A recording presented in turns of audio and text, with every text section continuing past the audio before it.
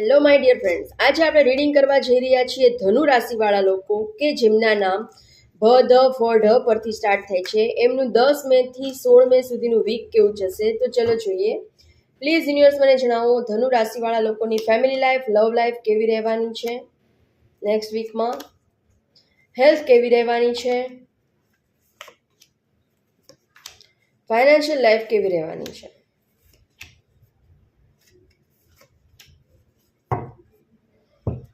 બોટમની energy આવી ગઈ છે 9 ઓફ પેન્ટિકલ, મતલબ કે તમારી પાસે ઘણું બધું છે, બધી ઈચ્છા ભગવાને તમારી પૂરી કરી છે. અચાનક તમારી પાસે કોઈ ગુડ ન્યૂઝ આવી શકે છે. ખૂબ જ સારી એનર્જી આવી છે.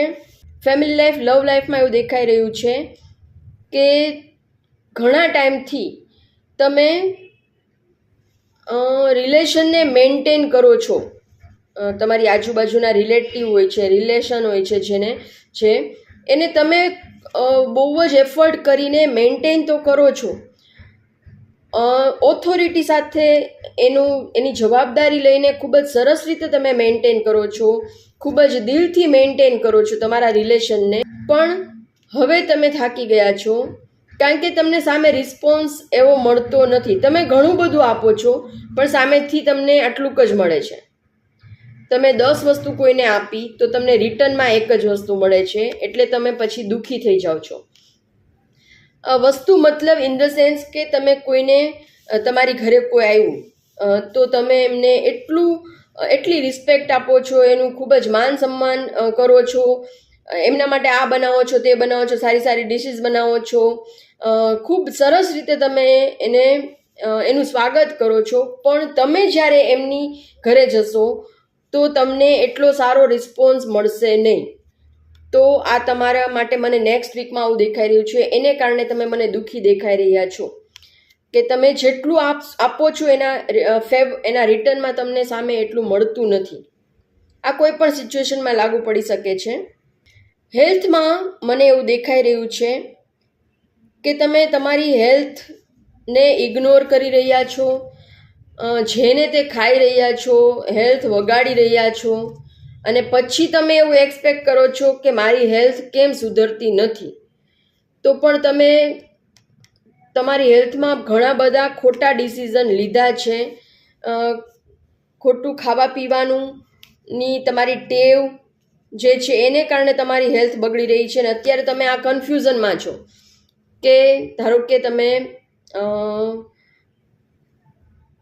કોઈ બીમારી સામે જૂજી રહ્યા છો, નાની મોટી કોઈ પણ બીમારી સામે, તો તમને એવું લાગી રહ્યું છે કે આમાંથી હું બહાર કેમ નથી નીકળતો. પણ તમે અગાઉનું તમારું બિહેવિયર તમે યાદ કરો, તમે તમારી જાતને, તમારી હેલ્થને સરસ રીતે તમે હેન્ડલ કરી જ નથી, તો એનું ફળ તમે અત્યારે ભોગવી રહ્યા છો. બરાબર? તો આ જે ડેથનું કાર્ડ છે, મતલબ કે નેગેટિવ કાર્ડ છે. તો તમારી હેલ્થમાં જે કાંઈ પણ નેગેટિવિટી છે એ તમારી પોતાની ક્રિએટ કરેલી છે. તો ફોકસ કરો, તમારી આખા દિવસને બેસીને યાદ કરો કે મારી કેટલી સારી ટેવ છે, કેટલી ખરાબ ટેવ છે, આ કરવું જોઈએ, આ ન કરવું જોઈએ, જે કરવું જોઈએ હું કરું છું કે નહીં. થોડુંક ઇન્ટ્રોસ્પેક્શન કરો, કારણ કે તમારી હેલ્થ જે છે એ અત્યારે નથી સારી અને એ ડે બાય ડે બગડવાની મને મેસેજ આવી રહ્યા છે કે નહીં કેર કરો તમે તો એ બગડી શકે છે. તો ફોકસ રાખો, ક્લેરિટીથી વિચારો કે મને શું ખાવું જોઈએ, શું ન ખાવું જોઈએ. તો થોડુંક એના ઉપર ધ્યાન આપો, હેલ્થ ઉપર. ફાઇનાન્સમાં મને એવું દેખાઈ રહ્યું છે કે તમારી પાસે દુનિયાના સાતે સુખ છે. ભગવાને તમને ખૂબ જ બ્લેસ્ડ કર્યા છે. તમારી બધી ઈચ્છાઓ ભગવાને પૂરી કરી દીધી છે અથવા તો પૂરી કરવાના છે. તમારા ઉપર બ્લેસિંગ્સ છે જ. 6 નંબરનું કાર્ડ આને કન્ફર્મેશન આપે છે કે તમે વિનસ તમારો ખૂબ જ પાવરફુલ છે. તમારી પાસે અઢળક ધન છે પણ ખરા, અને એ નોલેજ પણ છે કે કોને આપવું ને કોને ન આપવું જોઈએ. એ મનમાં તમને ક્લેરિટી પણ છે કે કોને હેલ્પ કરવી જોઈએ, કોને ન કરવી જોઈએ. પણ નેક્સ્ટ વીકમાં મને એવું દેખાઈ રહ્યું છે કે થોડોક હાર્ડ પીરિયડ છે. તો ફાઇનાન્સને લગતા કોઈ નવા નિર્ણય લેતા નહીં, નવી પ્રોપર્ટી લેતા નહીં, નવા ઇન્વેસ્ટમેન્ટ કરતા નહીં. અને નેક્સ્ટ વીકમાં ફાઇનાન્સને લગતો તમને જે કાંઈ પણ તમે વિચાર્યું હતું કે આટલા મને આવશે, કોઈ ઇન્વેસ્ટમેન્ટ કર્યું હતું સ્ટોક માર્કેટમાં, તો એ તમારો ભ્રમ છે, એ આવશે નહીં. તો નેક્સ્ટ વીક થોડુંક તમારે સંભાળીને રહેવાનું છે. કોઈ જગ્યાએ તમારે ઇન્વેસ્ટમેન્ટ કરવાનું નથી અને વેઇટ એન્ડ વોચની સ્થિતિમાં રહેવાનું છે. પ્લીઝ યુનિવર્સ એક ગાઈડન્સ આપો મારા વ્યુઅર્સ માટે. નથિંગનેસ, કંઈ જ કરવાનું નથી. જો મેં તમને કીધું એ પ્રમાણે, અગાઉ તમને કીધું કે 8-9 દિવસ તમે તમારા જે છે એ ફાઇનાન્સ માટે નથી સારા, તો નથિંગનેસ, કંઈ જ કરવાનું નથી. અને ફ્રેન્ડલીનેસ, મતલબ કે તમારે ઘરના બધા લોકો સાથે થોડુંક ઇક્વલ ગીવ એન્ડ ટેકનો જે તમારો નેચર છે એને થોડુંક તમારે લેટ ગો કરવાનો છે. અથવા તો તમારે તમને એવું છે કે હું આપ્યા જ કરું, સામેથી મળતું નથી. જો તમને એક્સપેક્ટેશન છે તો પછી આપવાનું બંધ કરી દો અથવા તો ઓછું કરી દો, કારણ કે તમે વિચારશો એવું રિટર્ન નહીં જ થાય. તો એક્સપેક્ટેશન વગર તમારે જે કરવું એ કરો, એક્સપેક્ટેશન સાથે કરશો તો તમે દુઃખી થશો.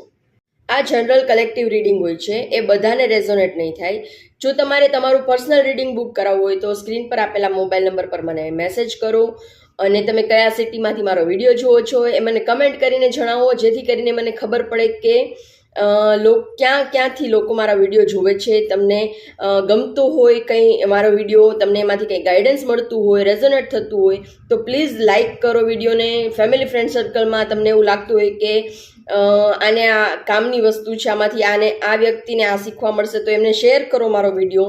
અને ચેનલ સબસ્ક્રાઈબ કરવાનું બિલકુલ જ ફ્રી હોય છે, તો જરૂરથી ચેનલને સબસ્ક્રાઈબ કરો. અને તમારે નવા કયા ટોપિક ઉપર વિડીયો જોવા છે, તમારા કોઈ ક્વેશ્ચન હોય તો એ પણ મને કમેન્ટ કરીને જણાવો. હું નેક્સ્ટ વિડીયોમાં એ તમારી કમેન્ટને જરૂરથી ઇન્ક્લુડ કરીશ અને તમારા પ્રશ્નોનો જવાબ આપીશ. Thank you so much.